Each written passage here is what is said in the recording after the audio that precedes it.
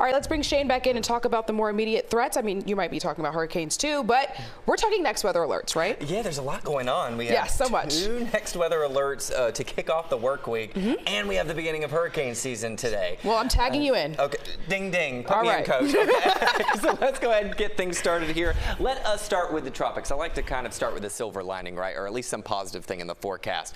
Hurricane season kicked off today, but there are no tropical developments that we are concerned about at this time. And I can assure you, the next weather team is going to be updating you each and every day through hurricane season. We're going to walk hand in hand with you through it, and we're going to get through it together, right?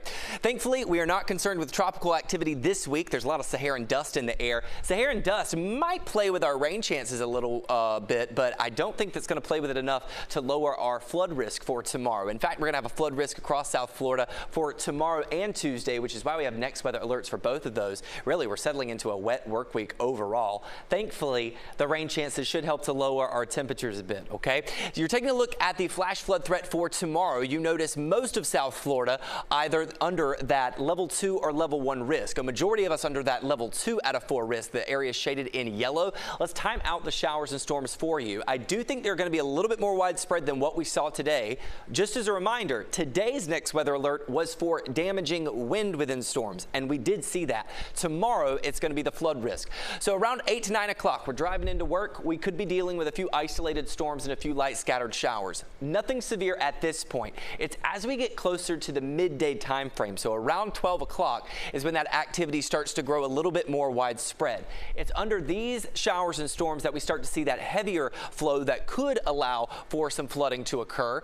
Those showers are going to be on and off throughout the entire day. Really, everyone's in the fair game period, but really it's the upper Keys into Broward County that has the highest flood risk for South Florida. This continues into the 5 o'clock hour, so that evening home commute, factor in extra time for it, and also make sure you have the rain jacket. Make sure you have the umbrella before you head out to work. If we're picking up kids from school, make sure they have their rain gear, and make sure you have a plan if you have to be outdoors for any reason, because I do think it'll be a wet start to the work week. Even as we flash forward into Tuesday, it looks like we're going to hold on to scattered activity. The timeline of Tuesday's next weather alert is still a little murky, so I've got the next weather alert on Tuesday, but we'll have to finesse and iron out that timeline as we get a little bit closer to the event. Tomorrow, keep the umbrella nearby all day long. Starting at around 11 o'clock is when our rain chances really start to ramp up. I do think we'll make it into the mid to upper 80s before that storm coverage starts to grow a little bit more widespread.